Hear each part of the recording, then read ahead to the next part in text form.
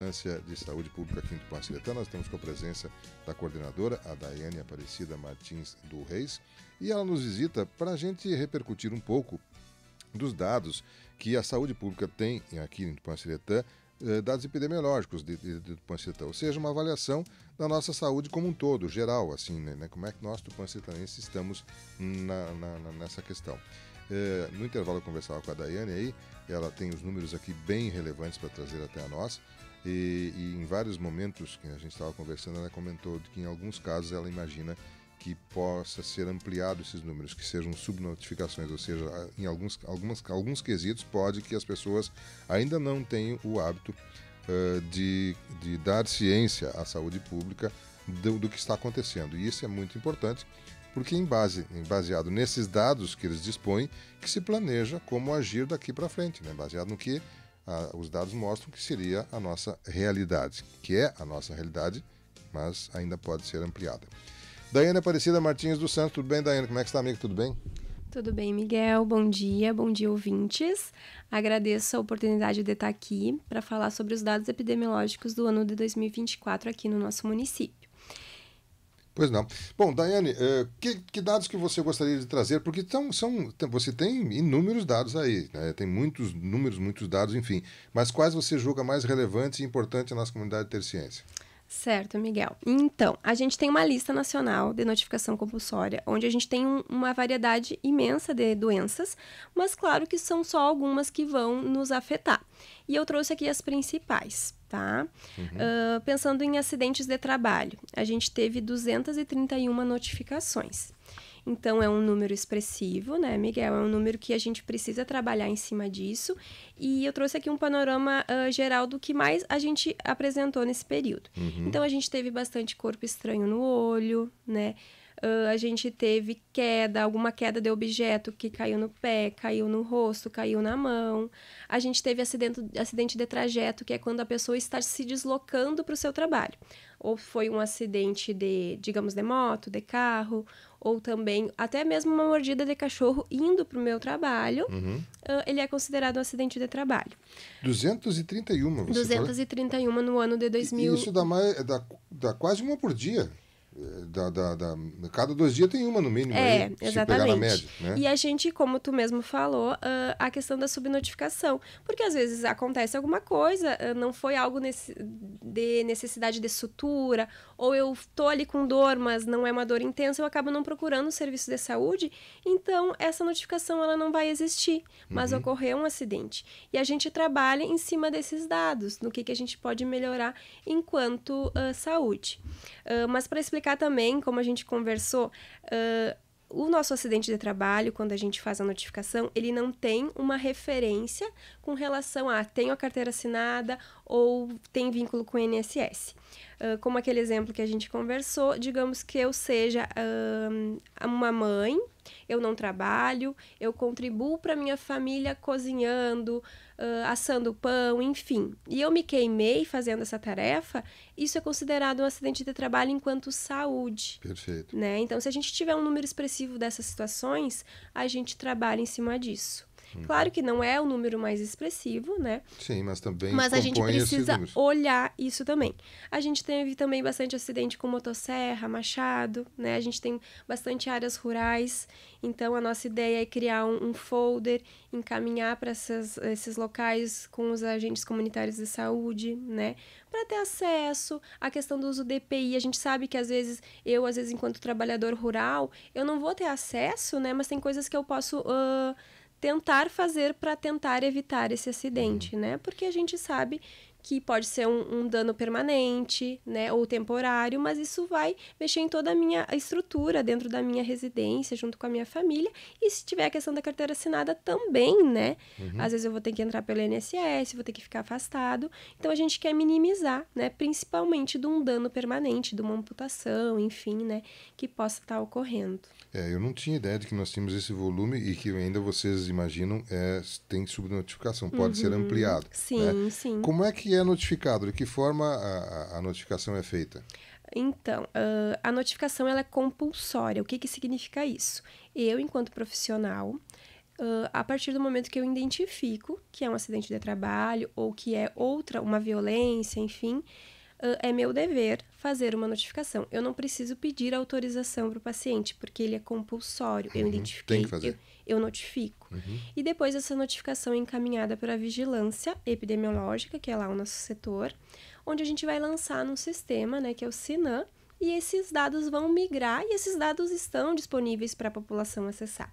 Naturalmente anônimos, não tem o nome Não tá o nome do Miguel lá que você acidentou. Não, tá só o número mesmo. Isso, tem um número ali, no caso aqui 231.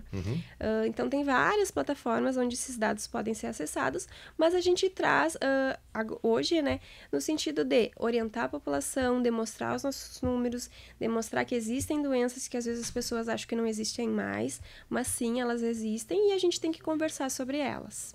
Nós estávamos falando sobre acidente de trabalho. Qual é outro tema que você gostaria de trazer? A gente teve de animais peçonhentos, foi um número pequeno, né? Foram 9. Daí entra a questão de cobra, de escorpião, abelha também entra nesse quesito aqui, né? A gente tem bastante picadas de abelha aqui, né? Em algumas pessoas ela tem um desfecho um pouco mais grave, né? Então são acidentes com animais peçonhentos. Só foram 9 em 2024. 24, isso. Tuberculose também a gente notifica todo caso positivo de tuberculose. No ano de 2024 a gente teve 7 casos. Isso é bastante, Miguel, né? A gente tem uma média de uma expectativa, né, a cada 100 coletas descobrir 2. Então a gente teve 194 coletas e a gente conseguiu diagnosticar 7, né? Então a gente sempre, quando identifica um sintomático respiratório, que é aquela pessoa que está com tosse por mais de 2 semanas, ou pode ser de 2 a 3 semanas, a gente faz uma coleta de escarro.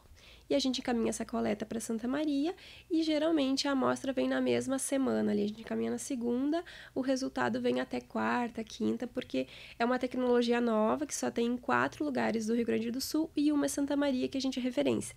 Então, é importante que as pessoas, ao terem tosse, que não cessa, ou eu acho que é gripe, eu tô com uma tosse, mas eu tomei medicação e ainda não cessou, é importante a gente fazer esse exame, né, para diagnosticar essa tuberculose. A tuberculose ativa, que a gente fala, se não tratada, ela mata o paciente em 2 a 3 anos. Então, eu tô ali com uma tosse, ela vai, vem, eu tô emagrecendo, eu posso ter suor noturno, né, ou sensação de febre. Eu preciso fazer, porque se eu tiver com tuberculose e não estiver tratando, eu vou estar transmitindo, porque ela é transmitida pelo ar, né? No caso, ao tossir e gotículas, enfim. Então, eu vou estar contaminando outras pessoas e também o meu risco de ir a óbito, né? Sim. Então, 2, 3 anos é pouco tempo, né? Então, a gente precisa estar atento quanto a isso. Bom, tá bem. Tivemos acidente de trabalho, tuberculose, o que mais temos aí? Atendimento antirrábico. Esses são as mordidas de cachorro, de gato. A gente teve 112 casos. 112? Né? 112. É bastante. É bastante. Claro que aqui dentro do atendimento antirrábico pode ter algum que seja acidente de trabalho também, né? Que contemplou as duas. Isso. Né? Mas a maioria não. A gente tem bastante cachorro solto, né, Miguel? Ou às vezes sem dono pelas ruas, ou às vezes tem dono. Então, é algo para a gente ficar atento. A responsabilidade com esse animal é do dono, né? Então, tenho que cuidar, eu tenho que deixar preso, eu tenho que ter um pátio fechado, porque tudo isso envolve, né? Porque se alguém se machuca ou precisa de medicação, enfim, internação, existe a responsabilidade também desse dono do animal. Né? Então, a gente pede para as pessoas se atentarem, né, aos seus bichinhos, cuidarem, né? Ele é um ser vivo e precisa de atenção, cuidado, comida, água, lazer também, porque precisa sair com o cachorro.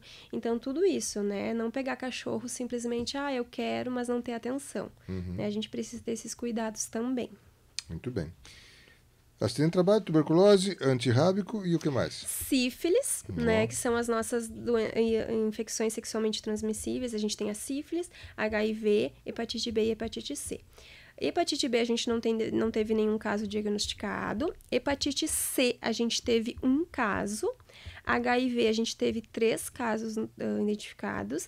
E sífilis a gente teve 19 casos. né? Hepatite B, geralmente a gente é vacinado, né, Miguel? Uhum. Se as pessoas não sabem se são vacinadas, que ela pegue a sua carteirinha. Se caso não tiver, procure a sala de vacina, porque tem geralmente o histórico ali. Porque se eu for vacinado, eu estou protegido. Mas ainda acontece de eu ter sido vacinado com as 3 doses, mas não estar imunizado. Daí eu posso estar repetindo e repetindo eu vou ficar imunizado. Hepatite C a gente não tem vacina, mas ela é uma doença que geralmente tem cura, tá? Então é importante fazer os testes, né, com frequência, para a gente identificar caso seja positivo. HIV, então, a gente teve os 3 casos. HIV não tem cura, mas tem o tratamento e se vive muito bem. Mas ainda se tem aquele estigma, né? Ah, eu tenho HIV, toda aquela questão histórica e cultural com relação ao HIV. E sífilis, né? Os 19 casos a gente tem tratamento e tem cura também, né? Então, todas essas ISTs que eu relatei, tem os testes rápidos nas unidades. Então, a população pode estar procurando os postos, qualquer um dos postos, qualquer dia, para fazer esses testes. Eles levam em torno de 15 a 20 minutos, Miguel, para sair o resultado, né? Então, a gente pode estar fazendo, a população pode estar procurando, e o ideal é que faça a cada 6 meses, né? A gente teve, no ano de 2024... de 700 a 900 testes realizados. HIV e sífilis foi mais, que foram 927. Mas ainda a gente pode melhorar esse número. Sim, nós somos 20 mil habitantes. Isso. Claro que nem todos ativos sexualmente, mas pegamos as pessoas que são ativas, dá um bom número, muito maior que isso aí. Claro, a gente pensa também que esse número talvez dê um pouco menos, porque a gente tem os exames laboratoriais que às vezes são solicitados, mas ainda assim, né? É um número que a gente pode melhorar, porque a gente pode identificar. E a questão é, eu não vou fazer porque se eu tiver. Mas justamente, se eu tiver, eu vou tratar, né? O que for possível curar, eu vou curar. E o que não for possível, eu vou tratar, né? Porque o HIV, que é o que não tem cura, de fato, eu tenho uma diferença entre HIV e AIDS, né? HIV, eu sou portador do vírus. No momento que eu tenho AIDS, que ela se transforma em doença, aí sim que eu vou ter um risco maior. Aí sim que eu posso ter... É mais fácil de pegar tuberculose, é mais fácil ter outras doenças. Então, se eu identificar o HIV enquanto HIV, eu vou viver muito bem. Eu vou prevenir de eu ter a AIDS, que é a doença em si, que daí é mais fácil ter outras comorbidades, né, Miguel? Perfeito. Então, a gente pede para a população que procure os nossos postos, né, das 8 ao meio-dia, da 1h30 às 4, porque daí precisa daquele intervalo, né, para dar o diagnóstico. E tá aí disponível para a população. São 5 postos, pode ser em qualquer um deles? Assim, se eu pertenço a Marcel Terra, eu vou no da Marcel Terra. Se eu pertenço, né... Não tem especificamente um que trate só de doença sexual? Não, todos fazem. Todos eles fazem. Cada um na sua referência. Isso, na sua referência. Perfeito, muito bem. E aí, Daiane, o que mais tu tens aí? A gente teve intoxicação exógena, que são com agrotóxicos e outros acidental. Estava pintando a minha casa e acabei, né, inalando uma quantidade maior. Foram 9 casos, né? Bastante. Violências, a gente teve 8, mas a gente sabe que esse número, né, tem uma questão de subnotificação bem grande, né? Porque a gente... Houve alguns relatos, né, Miguel? E como eu falei, ela é compulsória. Então, o profissional que identifica é a obrigação dele realizar, né? Então, isso seja um profissional de saúde ou, por exemplo, um profissional de educação, um professor que identifique também? Ele também pode notificar, né? Identificou lá. Ou, às vezes, é uma suspeita, né? Também, a criança apareceu com alguma coisa, a gente está suspeitando, pode fazer a notificação, que daí a gente vai tentando fazer o segmento com outros setores também, talvez conselho tutelar, né? A gente vai por outros meios também, para identificar se realmente houve algum tipo de violência, seja sexual ou seja, né, outro tipo de violência, porque acontece também, a gente teve casos de violência sexual, não com crianças, né, mas a gente teve 3 casos de violência sexual, né, identificados.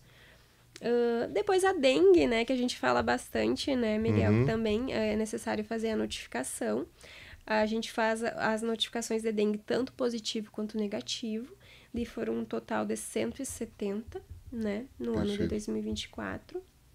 porque a gente teve aquele início de 2024 bem muito intenso, né? é. Com relação aos dados, né? Aliás, só te interrompendo um pouquinho nessa questão da dengue, agora é um período mais preocupante, no verão. Isso, né? é um período bem preocupante, né? Que a gente fala a partir de novembro ali, mas, né, a gente não teve nenhum caso, né? Então a gente tá muito feliz, né? E esperamos continuar assim, mas ainda não tivemos nenhum caso. Esses dias eu tive um alerta aqui numa matéria que a gente veiculou, chamando a atenção de casas que se ficam desocupadas, porque nesse período, às vezes, as pessoas vão visitar familiares, vão veranear, vão à praia, vão ao rio, alguma coisa, e deixam a sua casa por 10, 15, 20 dias.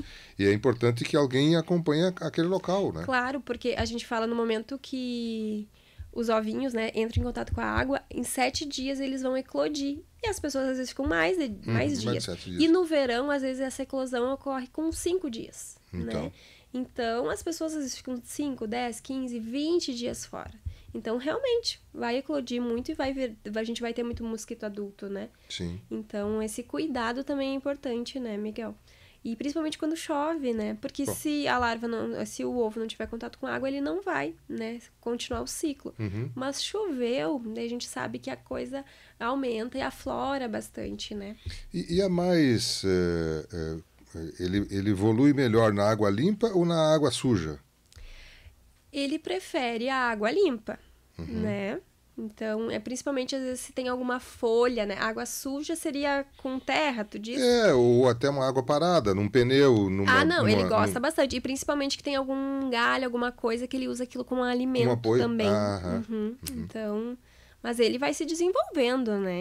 Ele vai evoluindo, ele evoluiu muito, né, Miguel? Porque antigamente a gente ouvia falar do Aedes, mas não aqui no Rio Grande do Sul. No Rio Grande do Sul, algumas pessoas falavam que jamais teria por causa do frio, né? E olha como é que a gente tá agora, né? Vacinas a gente não tem, né? A gente tem a vacina, mas não tem para Tupã ainda. Não tem disponível para nós. Isso, porque o nosso município, apesar de ter tido bastante caso, ele não foi tão atingido quanto outros municípios. Então, eles priorizam para esses municípios que tiveram mais casos, né? Perfeito. Então, que sigamos assim. Claro que a gente quer a vacina, né? Mas não por esse critério, não por né? necessidade, assim, urgência. Perfeito. Depois da dengue, o que mais tu pode nos trazer? De dados principais são esses, Miguel. Claro, a gente teve um caso de toxoplasmose, né? Pontual. Mas daí esses eu não... Sim, é muito pontual, uma coisa bem fora da curva, né? digamos assim. Nem meningite, né? Que é uma coisa que acontece de tempos em tempos, né? Acontece algum. Que foi um caso diagnosticado lá no USM, né? Sim. Então, mas claro que conta para nós, mas foi diagnosticado lá. E a título de informação também, Miguel, a gente tem a Vigilância em Saúde, né? Na qual eu sou coordenadora. E dentro da Vigilância em Saúde, a gente tem 4 pilares, que é a Vigilância Sanitária, que tem os nossos fiscais sanitários, né? A gente tem a vigilância ambiental, que daí são os agentes da dengue, mas que trabalham também com a questão de morcego, né? Que às vezes a gente tem que encaminhar. Bugio também, que a gente tem que encaminhar se a gente encontrar algum morto. Então, a população que está nos ouvindo aí, principalmente do interior, se surgir algum bugio morto, né? Avisar a vigilância, porque daí a gente tem que fazer uma coleta de rins, pulmão, enfim, e encaminhar para análise por causa da febre amarela. Sim, porque ele pode ser um propagador da febre amarela. Isso, lembrando que não é ele que transmite, né? O bugio, ele não tem, digamos, culpa nenhuma, né? Ele na verdade, nos auxilia nesse processo, né? De identificação, né? Então, se a população encontrar alguma coisa, nos avise. E a gente tem a Vigilância em Saúde do Trabalhador, que é uma vigilância que está crescendo até pelos dados, né? Sim. Isso em todo o estado, ela é a que está engatinhando ainda, mas a gente pretende evoluir, assim como o estado, nessa vigilância, né? Porque a gente tem muitos acidentes. E aqui não está a questão mental também, né? Dos trabalhadores não aparece tanto, mas a gente sabe que eles estão adoecendo também, seja trabalhador de qualquer área. Então, a gente quer ter esse olhar também para esses trabalhadores, para a saúde mental, que não é algo visível e às vezes é difícil de identificar. E a vigilância epidemiológica, que é quem recebe todas essas notificações e lança e faz as ações. Então, a vigilância em saúde, ela é englobada por essas 4 pilares. Perfeito, né? muito bem. Principais. Os profissionais que levam até você as informações sabem o contato, mas nós, população, por exemplo, a pessoa que você comentou lá no interior, identificou, viu um bugio morto, e como é que ele entra em contato com a vigilância? A gente tem um telefone da vigilância, mas também pode ligar direto na Secretaria de Saúde, que eu acho que é o mais fácil. Ou aqueles que têm o agente de saúde, fala com a também gente. pode falar com o agente de saúde diretamente. Mas depois eu posso até deixar o telefone, porque eu não lembro de cabeça. Não tem problema. O telefone da vigilância, Bom, né? em último caso, liga no 7500, que é a central da prefeitura, que eles vão dar informação. E quem tem o agente ali na sua área fala também pode estar ligando para o seu agente e a gente vai conduzindo, né? E qualquer coisa que for surgindo, se a gente não tem a vivência, a gente busca enquanto coordenadoria, lá na coordenadoria, que é a 4ª Coordenadoria de Saúde, eles sempre estão aptos a nos auxiliar, né, nesses processos e vivências, e a gente vai tentando, né, resolver as questões com a população. Daiane, quero agradecer a sua gentileza de vir até aqui. Ela espontaneamente se colocou à disposição para trazer esses dados. Eu acho muito importante. Em cima desses números é que vocês trabalham o ano. O ano né? subsequente. O ano subsequente. Quer dizer, baseado nisso, vocês vão dar mais atenção ou menos atenção a determinado segmento, né? Não deixando de dar atenção a todos, sim, mas priorizando né? algum aspecto. Né? E por isso é importante que todos os casos que envolvam a saúde, sejam notificados, que a saúde pública saiba a existência deles e a gente possa, então, estar se aprimorando, melhorando, minimizando em alguns casos até curando, enfim, tem vários processos aí que as pessoas podem fazer. Por isso eu quero agradecer a Daiane pela gentileza de vir até aqui, a atenção que ela deu com a nossa audiência, parabenizar pelo trabalho. Tomara que vocês tenham bastante trabalho em 2025, né? Na prevenção, no combate a alguma questão. E claro que a gente fica sempre à disposição, se algo mais a gente puder ser útil, por favor, fiquem à vontade. Eu vou deixar o microfone à sua disposição se você queira colocar mais algum detalhe. Se não, as despedidas eu torço para que sejam momentâneas nesse sentido, de que ela venha aqui nos dar em boas informações, alertas, orientações e informações. Daiane, mais algum detalhe, por favor?